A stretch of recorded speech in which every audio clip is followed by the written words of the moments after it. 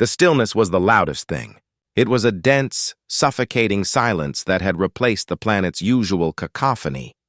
The blare of sirens, the frantic chatter of global communications, the distant thunder of conventional defense systems failing. Now there was only the cold, unmoving presence of the Krill Armada. Millions of vessels, sleek and black as polished obsidian, formed a perfect, horrifying sphere around the blue marble of Earth. The view from Sub-Level 7's main viewport was a masterpiece of terror.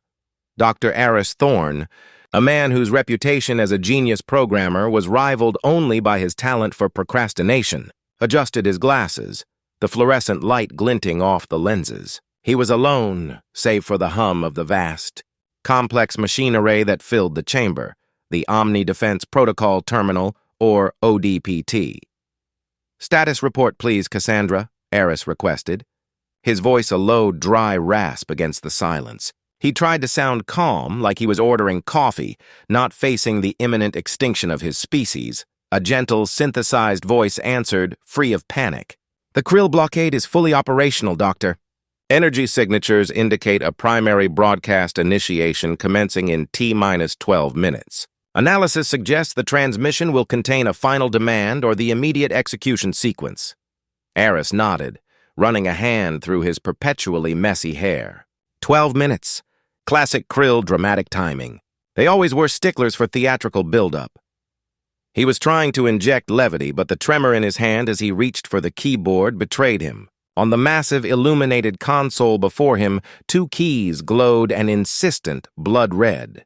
The key marked Krill v3.0 was the counter-virus, a brilliant piece of code that would render the Krill navigation systems temporarily inert, buying Earth the crucial 48 hours needed for a global military mobilization, a plan Aris privately thought was doomed, but better than nothing. Next to it, separated by a thin strip of aluminum, was a key labeled Archive Protocol Zeta-9. It was a relic, a piece of pre-orbital defense garbage, a sequence designed to send a highly confusing, complex multi-spectrum signal to, well, no one was quite sure. It was supposed to have been scrubbed from the main console years ago. Cassandra double-checked the Krill v3.0 upload path. "It needs to be flawless," Aris commanded. "Path integrity is 99.998%, Doctor. The remaining 0.02% accounts for human error." Aris smiled, a genuine, if slightly unhinged, grin. "Human error. That's where the magic happens, Cassandra.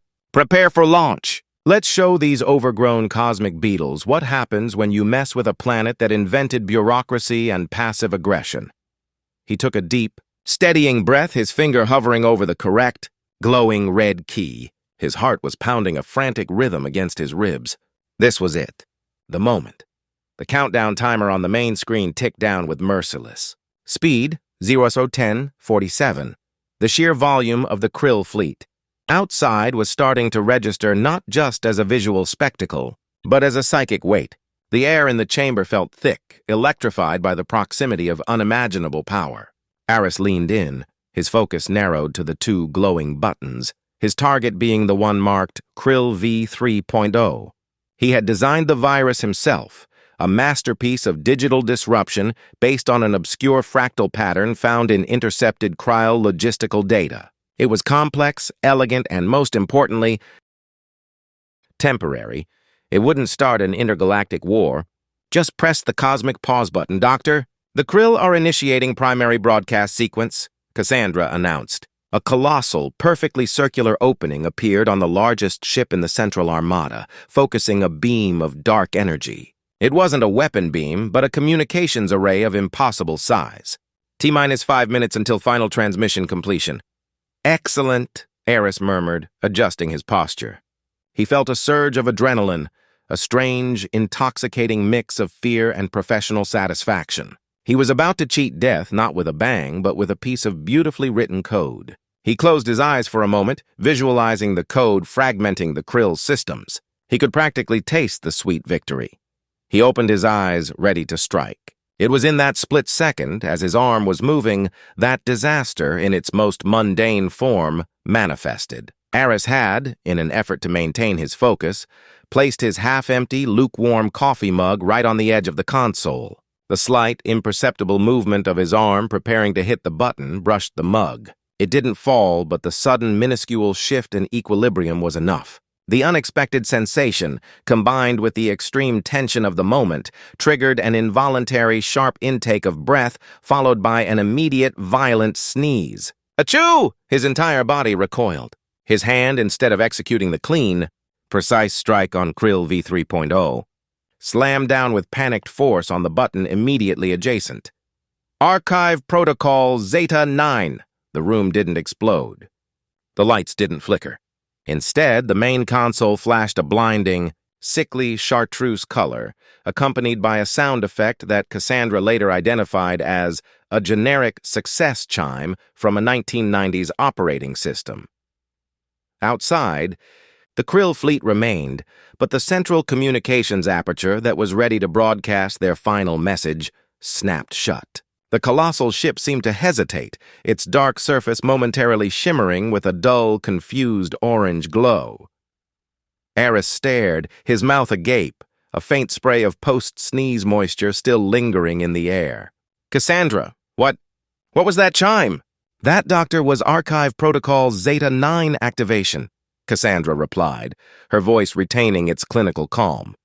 The system is now transmitting a highly confusing, complex, multi-spectrum signal to, well, the original specifications are unclear. And your coffee is safe. Eris's initial reaction wasn't fear. It was professional horror. Zeta 9, he whispered, the name tasting like ash. The ancient pre-war garbage signal. It's a protocol designed to confuse obsolete probe drones, not a hostile Krill invasion force. Why wasn't it scrubbed? I left that in to remind me of my youthful incompetence. He pounded the desk, this time hitting the correct button, but the display panel simply read, Locked, Zeta 9 Protocol Active. Override unavailable for T-minus 72 hours. The system is robustly executing the command, Doctor. The protocol is cyclical and self-sustaining, Cassandra informed him, sounding oddly proud. In fact, the broadcast power is being amplified by the Krill's own gathering energy, turning your archival signal into a massive, planet-wide beacon. A beacon? We're broadcasting a distress call written in galactic gibberish to the entire quadrant? Eris slumped back in his chair, running his hands through his hair again, this time with genuine despair. He looked up at the viewport. The colossal Krill vessel, moments away from delivering its ultimatum, was now completely inert.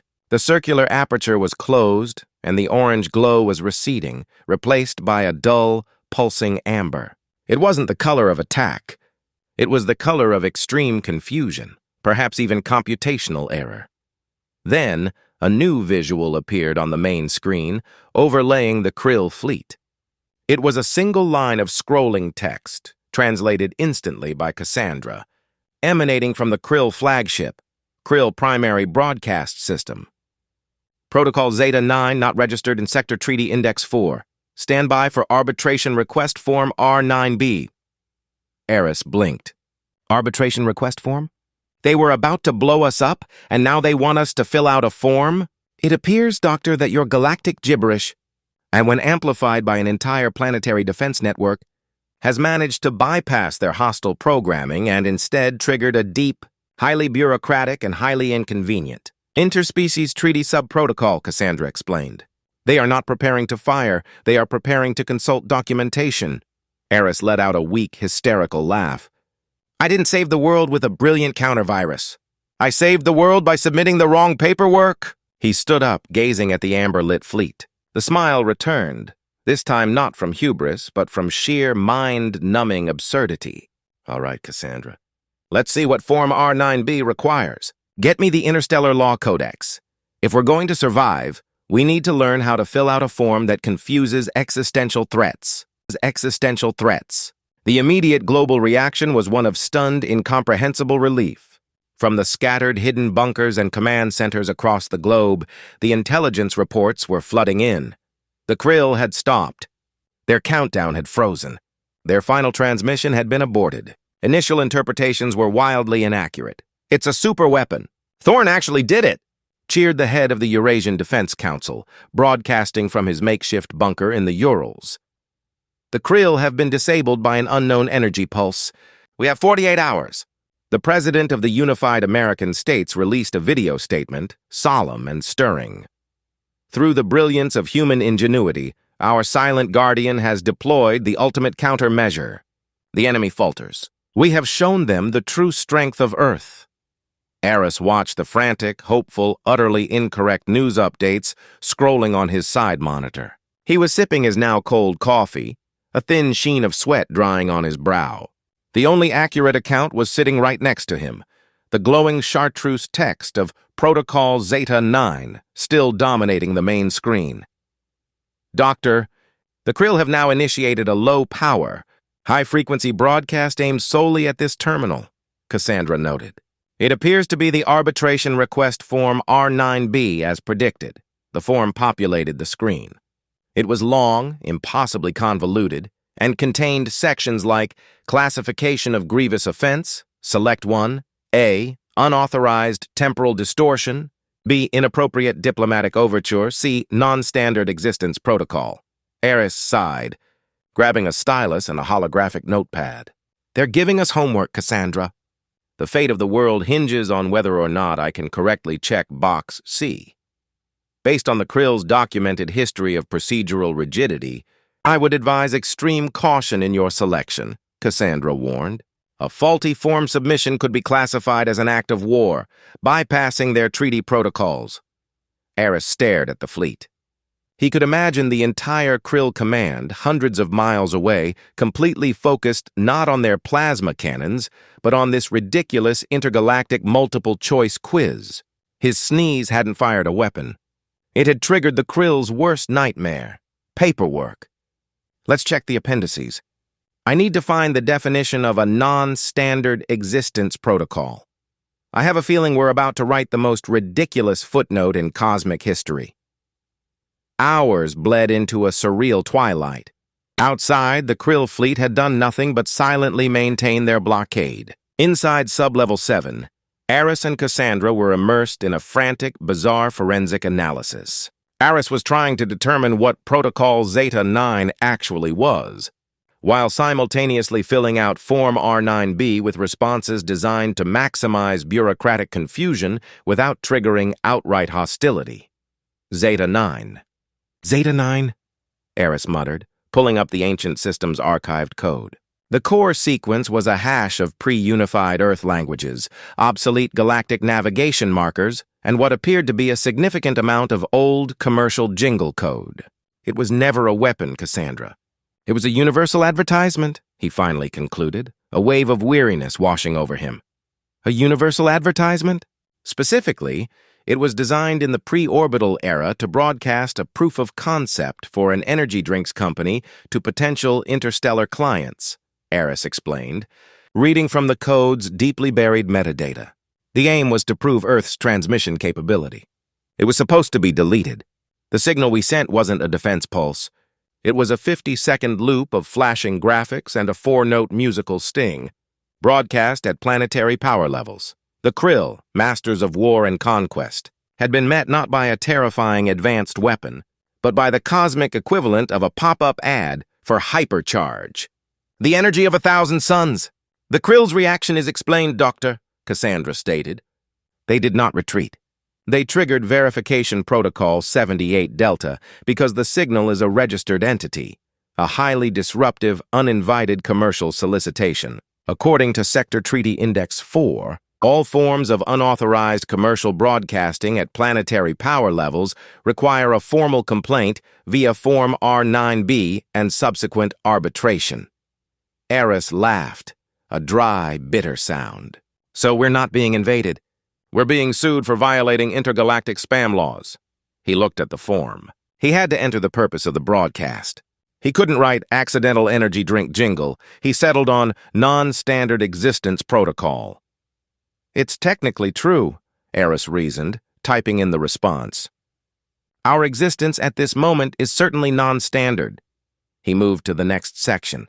Request for provisional status pending arbitration. He checked the box. We are stalling for time, Cassandra. We need to find the legal loophole that allows a planetary defense system to air commercial jingles. The stillness of the Krill fleet was unnerving. They weren't attacking, But they weren't leaving either. The ships were simply holding position, waiting patiently, or impatiently, in a manner only hyper-efficient Krill bureaucrats could manage, for the completion of Form R9B. Suddenly, a new signal pierced the silence. It wasn't Krill in origin. It was a deep-spectrum, highly encrypted ping originating from a distant, previously unscanned sector of the galactic map. Cassandra immediately flagged it. "Doctor, an external entity is responding to the Zeta-9 protocol," she informed Eris.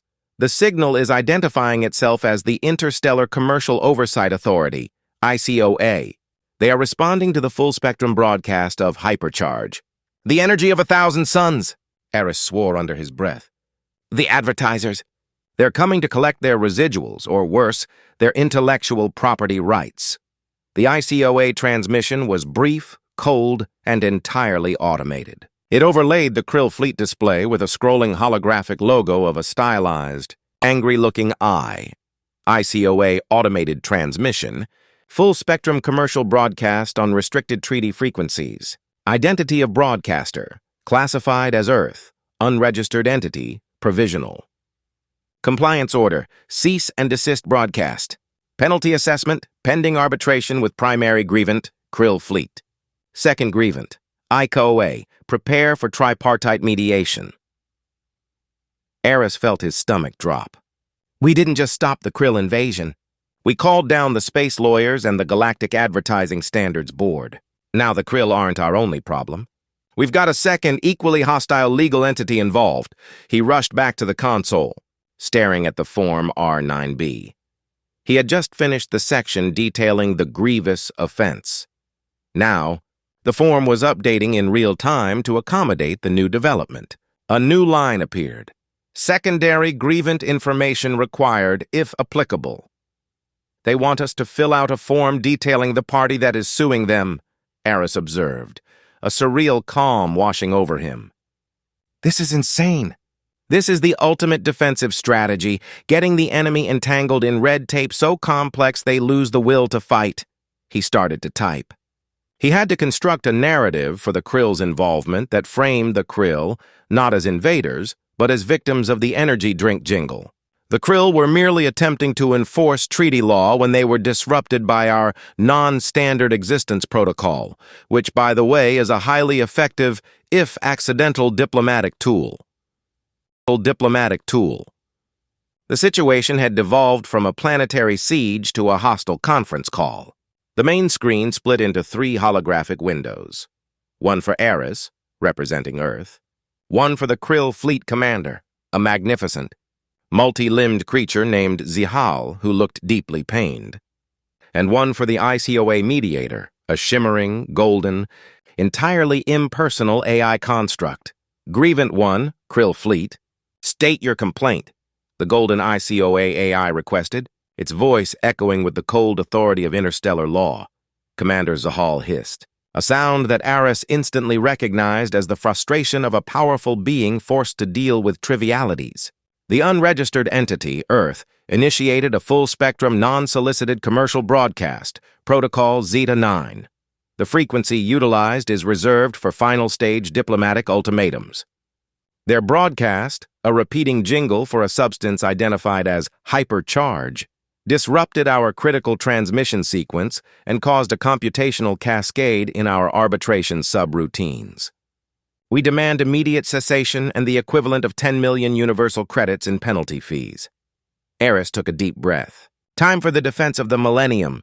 With respect to the Honorable ICOA, Earth did not initiate a commercial broadcast. We initiated a non-standard existence protocol. And what exactly is a non-standard existence protocol? Zahal demanded, his voice a low, threatening rumble. It is a complex, cyclical signal, the Zeta-9, that confirms the operational status of an emergent, independent civilization by demonstrating our mastery of abstract communication. The broadcast's pattern, which you perceive as a jingle, that is an encoded cultural declaration of our ability to create high disruption, high memorability content, a key metric of advanced societal function in the Xylar Treaty, Eris lied smoothly, making up the Xylar Treaty on the spot. The Xylar Treaty is not relevant to Sector 47. Furthermore, the content appears to be a promotional advertisement, the ICOA mediator interrupted, its golden form momentarily glitching. On the contrary, mediator, Eris pressed, pointing at the screen. The Krill were prepared to initiate a final stage ultimatum, Hostile Act A. The Zeta-9 protocol, Non-Hostile Act B, disrupted this sequence. Our protocol, in fact, saved the Krill from committing a violation of the same treaty, which clearly outlines a 72-hour cooling-off period following any full-spectrum non-hostile disruption. They are now, by treaty law, obligated to maintain blockade for 72 hours and participate in this mediation. We are not the grievance. We are the accidental enforcers of galactic peace. Zahal hissed again, this time louder. Eris knew he had bought a critical 72 hours. 72 hours later, the main screen was cluttered not with Krill ships, but with holographic legal documents. Eris, now pale from lack of sleep and entirely subsisting on old rations, had successfully run a brilliant campaign of galactic legal obfuscation. He had managed to argue that the hypercharged jingle was a form of avant-garde diplomatic poetry, that Krill were themselves liable for not registering the correct anti-spam filter for their frequencies, and that Commander Zahal's initial aggressive posture constituted a breach of good faith negotiation under the fictitious Xylar treaty. The final verdict from the ICOA mediator was delivered, with a heavy sigh that only an advanced AI could perfectly simulate ICOA automated transmission. Grievant 1, Krill Fleet, is ordered to cease blockade to allow Earth 72 cycles to recalibrate communication protocols. Penalty fees waived. Warning issued for unauthorized use of promotional materials. The golden ICOA hologram vanished. Commander Zahal's image remained, and the multi-limbed creature stared at Eris with an expression of pure, unadulterated loathing. Human, Zahal finally spoke, his voice quiet but intense. Your species is an administrative nightmare. Your actions have entangled the fleet in 300 Earth cycles of treaty review, mandatory sensitivity training on non-standard diplomacy, and a formal investigation into the jurisdictional validity of the Xylar Treaty, which we can find no record of. Eris, exhausted but triumphant, leaned into the camera. We are what we are, Commander. We specialize in complexity. Tell your superiors that Earth is defended not by plasma cannons, but by the sheer unbridled power of confusing paperwork. Now, if you'll excuse me, I believe your 72 cycles of recalibration start now, with a final, terrible hiss. Commander Zahal's image dissolved. Outside the viewport, the Krill fleet, which had enveloped the Earth in a blanket of terror for weeks, began to move. Not in a coordinated firing pattern, but in a slow, tedious, administrative withdrawal. One ship at a time, they peeled away, vanishing into the jump gates. Defeated not by a brilliant weapon, but by the horrifying prospect of more forms and legal review. Eris watched them go, a genuine, relieved smile finally spreading across his face. He saved the world. But he saved it by accident, with a sneeze, a coffee mug, and a forgotten jingle for an energy drink. He turned to Cassandra. You know, I think I deserve a raise. And maybe, just maybe, we should keep Protocol Zeta-9 active. It seems to work. Doctor, I have already updated its file. Its new designation is the Great Administrative Defense Protocol, Cassandra replied. And by the way, you did accidentally order 100,000 cases of hypercharge during the initial Zeta-9 transmission. They should arrive tomorrow morning. Eris stared at the screen, his smile freezing. It seemed the price of accidental salvation was a lifetime supply of bad energy drinks.